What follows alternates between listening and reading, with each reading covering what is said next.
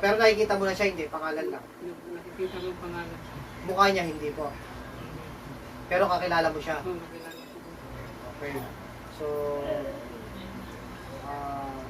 kumbaga wala ayaw, parang walang papasok sa katawan niyo po. Parang wala. Okay. Sige. Dilat ka sir, dilat ka. So, nakikita niyo po yung pangalan. So, first time niyo lang po yung na-experience. Oo, first Yung time. ganyan. So, Parang may ano yung sinigurang kung hindi ko magsama. parang may nagpo-form na tao na kanino. Okay. Pero parang kahulbang po ng tao na yon. Pero yung pangalan talaga. Clear na clear. Parang may ano talaga. Mas babae siya, so makilala niyo po. So, wag niyo na lang, ano pa? Okay. So, wag niyo na lang pong banggitin, ha, yung pangalan, ha? So, ngayon, confirm po yan na merong ginagawang palipadhangin sa inyo na siya mismo ang nagsasagawa ng ritual, dasal, para mabigyan po kayo ng sakit na ganyan. Kasi confirm po yan, pag siya ang dalawang bagay lang po yan. Is either siya or gumagamit siya ng pera para pabigyan po kayo ng sakit. So, kasi may ganyan po talaga. Yung tinatawag po kasi natin yan is astral.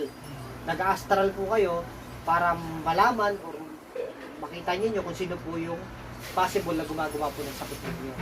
So, pero kasi may mga tao kasi hindi naman pwedeng pasaliban kasi kung hindi naman po kakayanin ng katawan ninyo or ikakapahamak ng katawang lupa ninyo, eh hindi po talaga sasalib sa katawan ninyo yan. No? Tsaka, yan, napaka-imposible naman po yun, nalalabas po yung pangalan niya. Na wala naman po kayong, simulat sa pool, wala po kayong idea or hindi kayo nagdudutang may gumagawa sa inyo sakit. Ang alam nyo lang po, nagpa-check up kayo sa doktor, may sakit kayo. Hindi nyo po, bugat tinaray nyo lang po, baka sakaling may gumagawa po. Ganon. Kaya biglang first time po yun na ma-imagine na ganun po. So astral travel kasi tawag po dyan, no? Kaya lahat ng advices ko hanggat maaari sundin na lang po tungkol po dyan. At sa katawan ninyo, medyo nangihina po kayo. Puyat po ba kayo, sir? Puyat. So isa rin yun. Kaya pag nangihina yung katawan, baka bumigay yung katawan ninyo. Pag pinasalibang kayo, pinilit na papasalib sa katawan ninyo. Kaya pinaka-advisable na lang is directly gamutin yung sakit nyo na yan, matanggal yung spiritual, yung protection, at magamot po yung sakit po ninyo. Lahat ng advice susundin para gumaling po yung sakit na ibinigay ko sa inyo. Pero may nakikita po yung doktor, ano? Nakikita sa gallbladder nyo, tsaka sa gastro nyo. Sa ultrasound. May nakikita po. Magpapibros, magpascan. Para pangalawang beses po yun. Parang second opinion po. Kasi nung una, may nakikita po talaga. Okay, so sige po. Lahat ng advice susundin na lang po para totally makawala kayo sa ganyan sakit. At mas maganda po yun, nakapagpalpunaryo kayo. Kasi kung mas naunang pagpa-doktor, dalawang bagay lang po pwede mangyari dyan. It's either hindi tatalab yung gamot ng doktor or mas lalong lalala po yung kalagayan ninyo pag nagpa-doktor po kayo. Eh paano kung sabihan pa po kayong operahan po? May, nung umpisa po, may nasabi po sa inyong possible na pwede kayo ma-operahan sa ganyang kalagayan niyo po. So yun po, napakahalaga rin yan kasi pag na-operahan na, tapos may spiritual pala, magbabalik-balik lang din po yan. Yan ang masama. No? Kaya mas advisable, hindi ko naman po sinasabing masamang papadoktor. After dito, pwede rin po kayo ulit pa-check pa rin para mas magkaroon kayo ng peace of mind at ma-double check nyo kung nag-clear na, hindi salamat sa Diyos at kung maging okay na kayo, salamat sa Diyos po. Pero mas maganda pa rin po yun, at least pa-check nyo pa rin po, ma-double check para magkaroon kayo ng peace of mind po. Ha?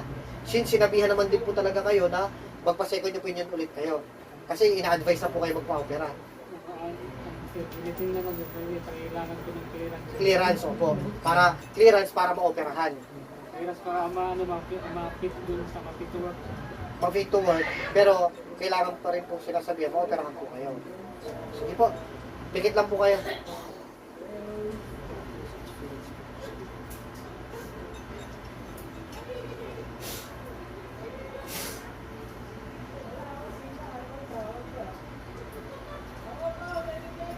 Pakiubos po nito, sir. Ubusin po, dilat po. Dilat, ubusin po. Tapos, before kayo umupo dyan, masakit na po yan. Tuloy-tuloy po siya sumasakit. Sa loob ng 3 months po, tuloy-tuloy po yan sumasakit. Hindi naman may time na Sumasakit, may time na hindi. kirot lang, nabot yung sakit talaga, kirot sakit ganyan. Kumbaga, continuous siya, consistent, may sakit siya. Pero may times na malala, pero may time na may sakit lang. Hindi tayo mawala din. Pero ngayon, Parang okay na. umu-okay siya ngayon. First time nyo lang po na-experience sa loob ng 3 months, first time lang yung ganyan. Na biglang umu-okay po. Sigurado kayo, sir, ha? Hindi yung baka mamaya. Ayun din, wala na. Wala po, agad-agad. Wala pa ako na kami namin. Wala kayong na. Kumbaga, Wala na. Kanina nakaupo ako dun, may nararamdaman po kayo. So, kinukonfirm ko lang, sir, kasi yung iba, ayoko po kasi yung mga pasyente ko, na dahil kaharap yung manggagamot, nahihiya, sasabihin, okay na kahit hindi naman. Dapat sabihin natin yung totoo po. Ha, sige, test muna po natin sa kamay ko. Ito yung pantayan ulit. Pantay na sir, nakita mo? Pantay na yung hindilig nyo. Pantay ang guhit. Ayan. Kanina nga, hindi pantay ito sir, pantay na rin ngayon. Mapantay na rin siya. Pantay pa rin dito. Hindilig nyo po, pantay na rin ang guhit. Ayan po. Kita nyo po? Kanina, sobrang haba po nung kaliwa. No? So, ayan po.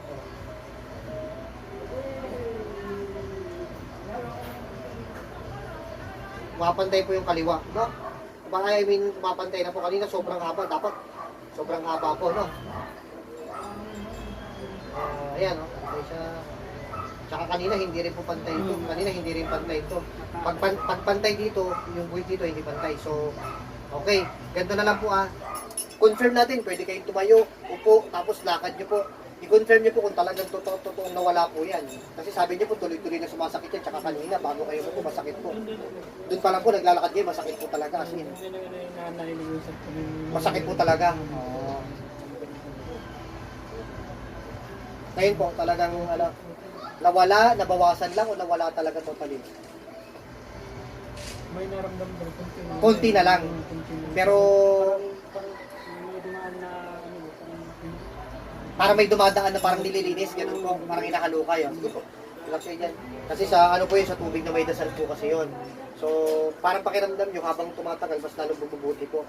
Pero first, sa loob ng 3 months po, first time nyo po na-experience na ganyan po kabuti yung pakiramdam niyan.